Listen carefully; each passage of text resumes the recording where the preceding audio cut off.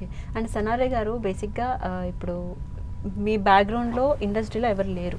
అవును. మీరే ఫస్ట్. అవును. ఎవరైనా యాక్టర్ అవ్వాలనో, లేకపోతే విలన్ అవ్వాలనో, లేకపోతే ప్రొడ్యూసర్, డైరెక్టర్ అవ్వాలనో అనుకుంటారు. మీకెందుకు రైటర్ అవ్వాలని అనిపించింది? మీ ఫ్యామిలీలో మిమ్మల్ని అంతగా ప్రేరణ కలిగించే విధంగా చేసిన పర్సన్ ఎవరు? మీ ఫ్యామిలీ బ్యాక్‌గ్రౌండ్ ఏంటి?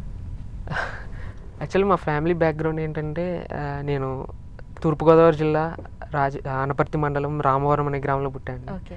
మా నాన్నగారి పేరు నాగిరెడ్డి, అమ్మగారి పేరు సీత. హ్మ్. సో వాళ్ళు ఇప్పుడు లేరు, కాలం చేశారు. సో తమ్ముడు పేరు లక్ష్మణ్, నేను తమ్ముడు ఉంటాం అనమాట.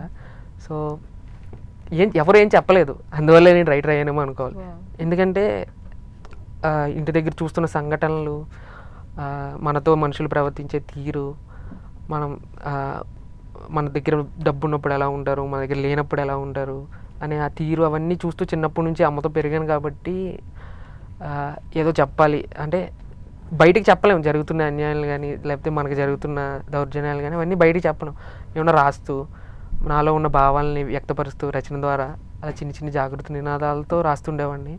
సో అవే నన్ను ఇప్పుడు రైటర్ని అంటే చేశాను. చేతితో చేసే యుద్ధం కంటే కలంతో చేసే యుద్ధం అంతే. గొప్పది, పెద్దది అని అంటారు కదా. అవును, సో దాన్ని ప్రేరణగా తీసుకున్నారు. అవునండి. ఇప్పుడు ఆ పాటలో కూడా అంటారు, డబ్బు పుట్టి మనిషి చచ్చిపోయాడు కానీ పేదవాడు పుట్టాడని. ఆ డబ్బే అండి దేనికైనా కారణం నేను నమ్ముతాను. ఎందుకంటే మనిషిని మనిషిలా చూసే రోజులు పోతున్నాయి అన్నమాట ఇప్పుడు ప్రజెంట్ ఉన్న సొసైటీలో.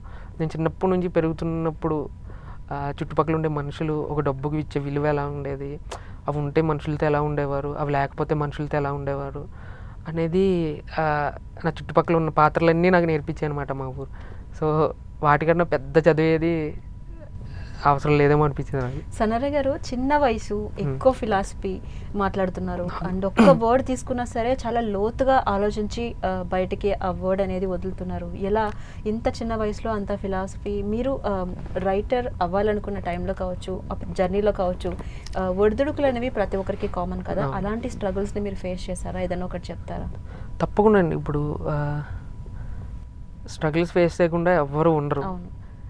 పైగా నేను ఎటువంటి తెలుగు బ్యాక్గ్రౌండ్ లేకుండా, ఎటువంటి రచయితల బ్యాక్గ్రౌండ్ లేకుండా వచ్చిన నేను ఖచ్చితంగా ఫేస్ చేస్తాను. ఇప్పటికీ కూడా ఏదైనా ఒక పాట రాస్తున్నప్పుడు ప్రతి పాట కొత్తదే, ప్రతి పాటకి మళ్ళీ అదే మొదటి నుంచి చేయాల్సిన కసరత్తు ఉంటుంది. చాలా పాలిటిక్స్ జరుగుతూ ఉంటాయి. కాకపోతే అవన్నీ ఏంటంటే మనల్ని చెక్కుని మనం ముందుకు తీసుకెళ్తా ఉండాలి. అంటే ఒకరి మీద ఆరోపణ చేయడం కన్నా మనకు అర్థమవుతుంటాయి అనమాట, ఎలా ప్రవర్తించాలి, ఇక్కడ ఎలా ఉండాలి, ఎవరి దగ్గర ఎంతవరకు మనం ఉండాలి అనేది ఈ ప్రయాణంలో తెలుస్తూ ఉంటుందండి.